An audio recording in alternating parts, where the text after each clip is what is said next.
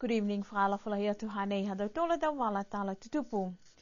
Ko e tau kumianga he motu ko New Zealand ke he tau whakawhituianga mo e tau atu motu he Pasifika ko whakakise e nā kai whiawhia hani we ke he whalua tau plotu mai New Zealand ha ko e tau talahawaanga ko a nā kai tonu.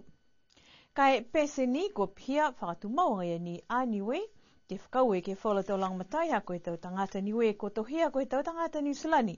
Mai ko New Zealand foki kua fua ke tau tupe langmatai mo e whala mena foki.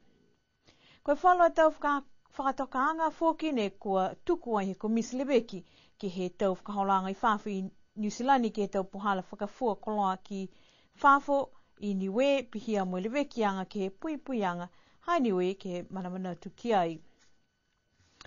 Whakamoa ke liu ono ki he tau puhala langmatai ha New Zealand ki asiha ke tau ngahua mai motu. Talia aniwe ki he puhala nei mo mai longa foki tau whakawhituianga he tau motu i lalo hefo he Lebeki anga ha New Zealand. Ke he hangawanga he tau ngahua he tau whahi ki he whakatawhano ke puto ia osi e tau manako ke maua e munuina mai motu katoa. Talia foki aniwe ki he tau puhala nei. Koe tau kisa-kiseanga ke omoe e tau ngahua i whawhi whakatawhano pehe e tau whakamolianga haniwe, ko whita aniwe he tau se tā whakaholanga koe National Strategic Plan ua whemo hiwa ke ua whemo hongfulu matolu, pehia foki mo tau ngahua nei ke tau whahi whenonga ewa. Whahi ngahua whanua mo e toa kau mo whusika, pehia foki ke whalu a whahi ngahua foki ke asi hake e tau ngahua he motu. Koe whakatuanga he taha potopotoanga tupe ke lata mo e limungafulu ke he taha e seo miliona tā la. Ke omoia ke tau puhala ngahua he atu Pasifika ke langmatai e tau puhala siake ke tau puhala ngahua tupe. Koe omoianga he tau takitaki ke tau ngahua siake mua atu ke he tau takitaki atu Pasifika.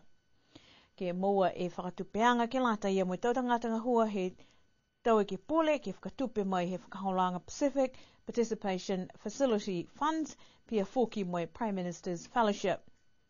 Talia aniwe ke he whakaholanga nei ha koe tau matutakianga ke tau whono mai whono e ke pole haniwe mo lautolu e matakau koe FATDC ke whakatutala ke whalunga hua ko manako ki ai.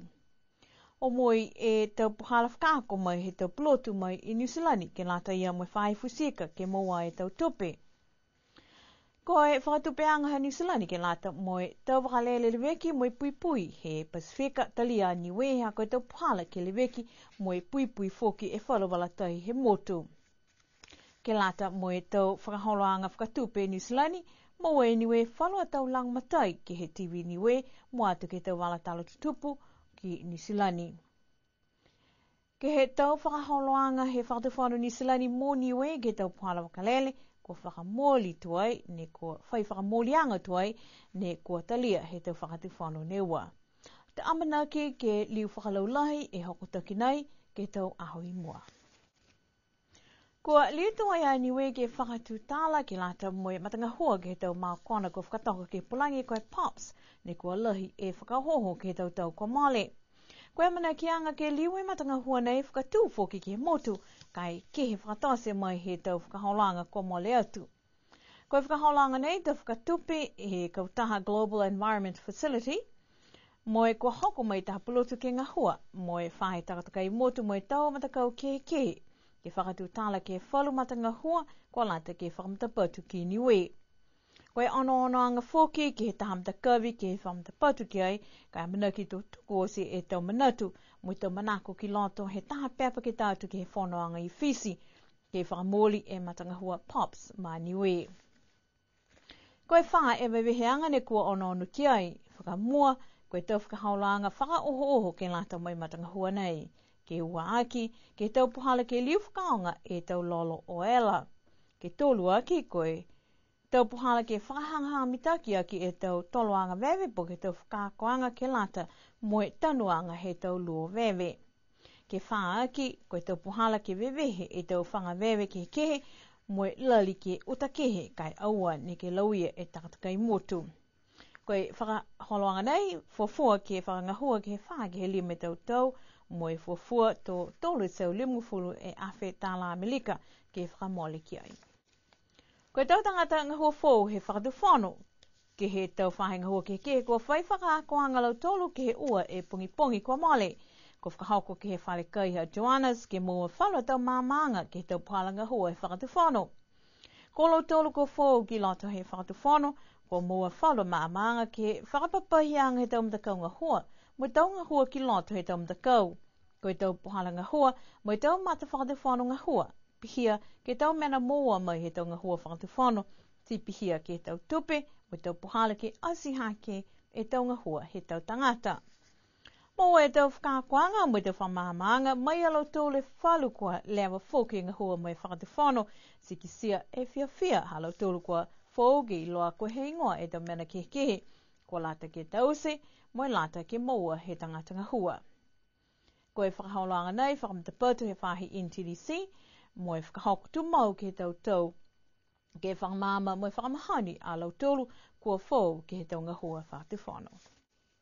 Whakahikoa ke tau tola tau wala tala tutupu kua kaumahala mtakau Niue Wanderers ne whetoko ke he tau quarterfinals mo mtakau Borneo Eagles ke he wheua lakapi toko hongo fulu ke he puli he po neawhi. Talahau e tahu kui he mtakau lakapi he motuko Dalton Tangilangi koe manau tohana to mai ke e mtakau ke malulua tu foki. E tau pele kai pia ni ha kua whetoko ai mo e whalu matakau kua mua atu e mitaki e tau pele mo e matakau pele pauaki.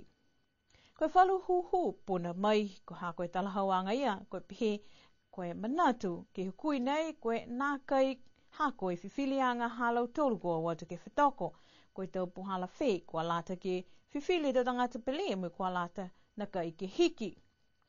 Whalu he tau mtakau pele he motu kua Pēlo tau kua lata ke whai asi hakeanga e whiua laka pi he motu ke mai ki he tau whanau pele ke whakaako moe pele.